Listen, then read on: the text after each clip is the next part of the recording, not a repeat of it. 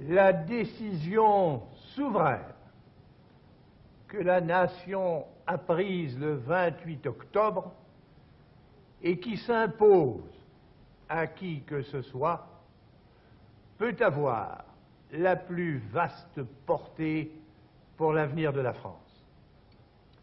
Car la loi constitutionnelle, telle qu'elle a été votée, fait que dorénavant, le peuple français élira son président au suffrage universel, celui à qui la Constitution confère la charge très lourde d'être réellement le chef de l'État en aura, après moi, l'obligation et la possibilité grâce au mandat direct qu'il recevra de la nation.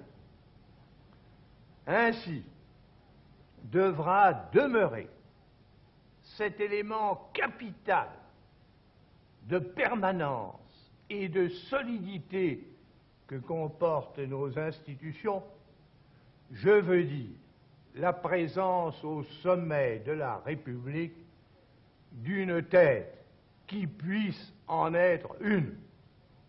D'autant mieux que le scrutin souverain du 28 octobre a solennellement confirmé le droit que notre Constitution attribue au chef de l'État de soumettre au pays, par voie de référendum, tout projet de loi portant sur l'organisation des pouvoirs publics.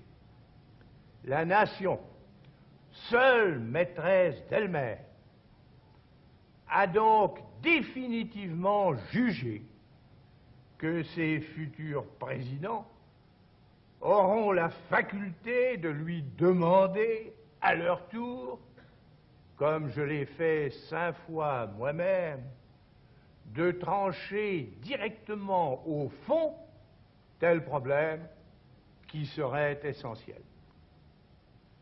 Mais aussi, et une fois de plus, le référendum a mis en pleine lumière une donnée politique fondamentale de notre temps.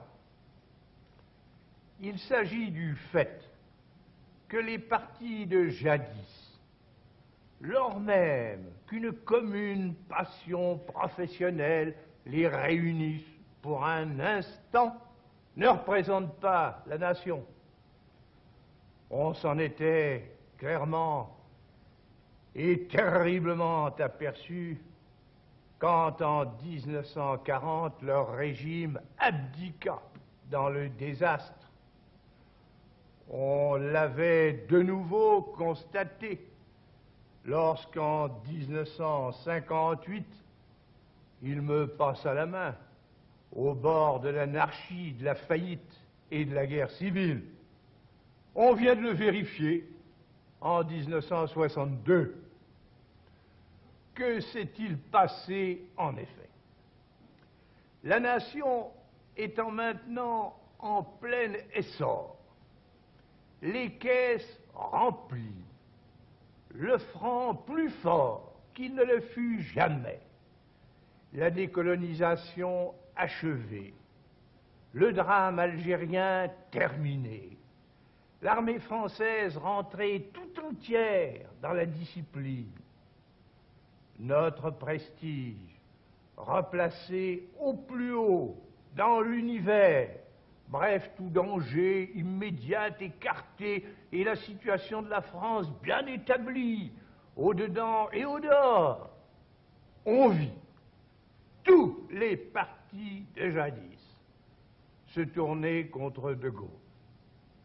On les vit s'opposer tous ensemble au référendum, parce qu'ils tendaient à empêcher que leur régime recommençât. Afin de tenir de nouveau le pouvoir à leur discrétion et d'en revenir au plus tôt aux jeux qui font leur délice, mais qui seraient la ruine de la France, on les vit se coaliser, sans qu'il en manquât aucun. D'abord au Parlement pour censurer le ministère, ensuite devant le pays pour l'inviter à me répondre « non ». Or, voici que tout leur ensemble a été désavoué par le peuple français. Assurément, nul ne conteste que les partis de jadis servent encore, tel courant d'opinion, intérêts particuliers, soucis locaux, mérites personnels, assurément grâce aux clientèles, aux influences, aux combinaisons qui sont leurs moyens éprouvés, peuvent-ils encore faire passer nombre des leurs aux élections? Assurément, certains de leurs hommes ont-ils des capacités qui pourraient encore être utiles au gouvernement du pays, dès lors qu'eux-mêmes voudraient agir dans un système dévoué seulement à l'intérêt national? Et on sait que tout au long des années du temps de guerre et du temps de paix où je dirigeais les affaires, j'ai, suivant l'opportunité, pris mes ministres dans toutes les formations politiques, tour à tour et sans exception. Mais c'est un fait qu'aujourd'hui, confondre les partis djihadistes avec la France et la République serait simplement dérisoire. Mais voici qu'en votant oui, en dehors d'eux et malgré eux, la nation vient de dégager une large majorité de rénovation politique. Je dis qu'il est tout à fait nécessaire, pour que dure la démocratie, que cette majorité s'affermisse et s'agrandisse, et d'abord qu'elle s'établisse au Parlement. Si en effet le Parlement, qui détient le pouvoir législatif et le contrôle, devait reparaître demain, dominé par les fractions que l'on sait, obstiné à rétablir leur régime d'impuissance de naguère, bref, se tenant en contradiction avec la volonté profonde que vient d'exprimer la nation, alors, dans ce cas, et moins que jamais, ayant un caractère réellement représentatif, et d'ailleurs divisé en groupes rivaux et opposés, le Parlement ne manquerait pas, dès l'abord, de foisonner dans l'obstruction, puis de plonger les pouvoirs publics dans une confusion trop connue, en attendant, tôt ou tard, de faire sombrer l'État dans une nouvelle crise nationale. Mais au contraire, quel rôle peut jouer le Parlement si, échappant aux prétentions et aux illusions des partisans, il voulait que continue, avec son concours résolu, l'œuvre de redressement national qui s'accomplit depuis plus de 4 ans.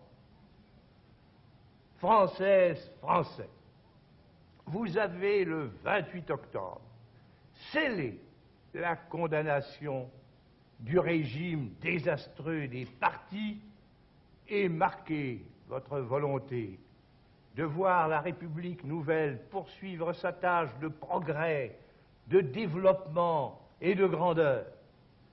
Mais les 18 et 25 novembre, vous allez élire les députés.